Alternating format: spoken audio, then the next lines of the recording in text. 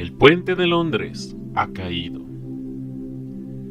Esta fue la sentencia que indicaba el fin de una era, la conclusión de 70 años de una vida ilustre, definitoria y pieza clave en una gran cantidad de hechos históricos, y a la vez estuvo presente en el desarrollo de otros. Vio los cambios y avances de la humanidad, llegando a tener una vida que hubiera sido motivo de envidia para otros gobernantes. Isabel fue sin duda una monarca que estuvo presente en la vida de millones de personas. Tanto viejas como las presentes generaciones solo conocieron a una reina de Inglaterra. Así que para muchos es imposible imaginar un mundo sin ella. Hasta puede decir que la historia aseguró su papel mediante una suerte de sucesos poco habituales. Pero ahora que se ha perdido a semejante figura histórica, pueda que nos preguntemos qué hubiera pasado si las cosas hubieran sido diferentes. ¿Qué hubiera pasado si Isabel nunca hubiera sido reina? Te saluda Antonimus Kaiser y bienvenidos a este sitio donde tú decides en qué creer. Isabel Alejandra María nació el 21 de abril de 1926 en la casa londinense de su abuelo materno en el número 17 de Bruton Street. Fue la primera hija del príncipe Alberto, duque de York, y su esposa Isabel. Obviamente, ella estaba destinada a pertenecer a la familia real. Lo interesante aquí es que el príncipe Alberto era el segundo hijo de Jorge V del Reino Unido, y por ende, no era el inmediato sucesor al trono, ya que antes se encontraba Eduardo, el primogénito, y quien lo sucedió en el trono en 1936. Pero aquí es donde entra el suceso poco habitual que se mencionó al principio, ya que en diciembre de ese mismo año abdicó a la corona por el siguiente motivo. Cito: "Me ha resuelto imposible soportar la pesada carga de responsabilidad y desempeñar mis funciones como rey en la forma en que desearía hacerlo, sin la ayuda y el apoyo de la mujer que amo". Esa mujer era Wallis Simpson, una socialite estadounidense que, después de haberse divorciado 2 veces, entabló una relación con el rey, cosa que no era del agrado ni del pueblo ni del gobierno, de quienes lo consideraban moralmente inaceptable, en gran parte debido a que volverse a casar después del divorcio era opuesto a principios de la Iglesia de Inglaterra, y el pueblo no la toleraría como reina.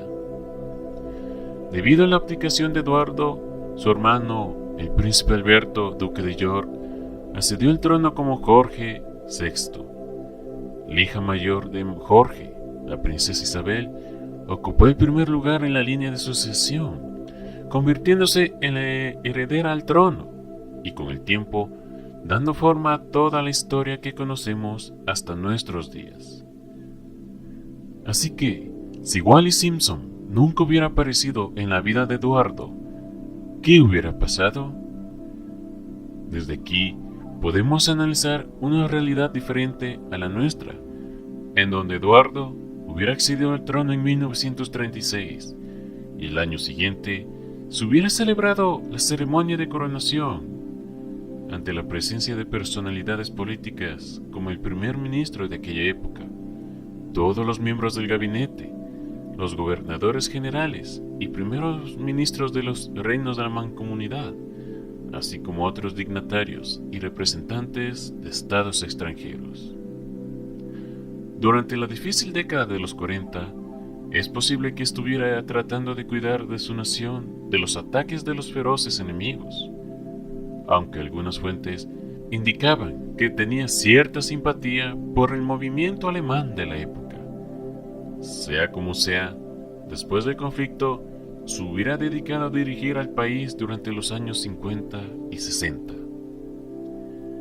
Si la salud de nuestro Eduardo de la realidad era la misma que la del Eduardo que todos conocemos, en los años 60 hubiera padecido de enfermedades como una aneurisma de la aorta abdominal, un desprendimiento de retina en el ojo izquierdo y de cáncer de garganta, debido a que fumaba desde una edad muy temprana. Todo esto lo iría debilitando hasta que hubiera fallecido en 1972.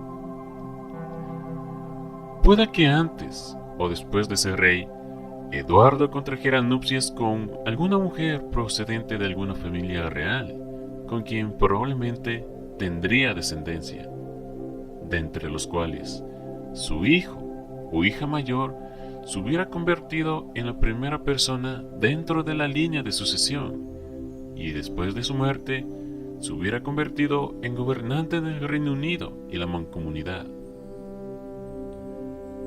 Al analizar todo esto, ¿dónde hubiera quedado Isabel?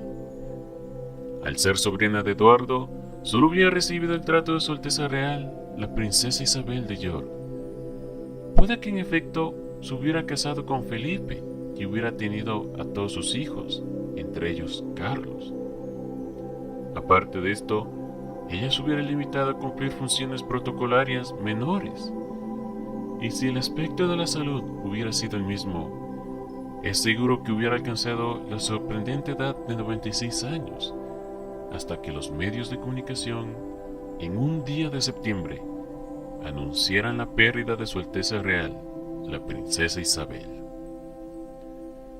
Como podemos ver, en esta versión de la realidad, la historia hubiera seguido un curso diferente, donde un simple cambio de sucesos, o mejor dicho, la ausencia de una persona, hubiera alterado la historia como la conocemos.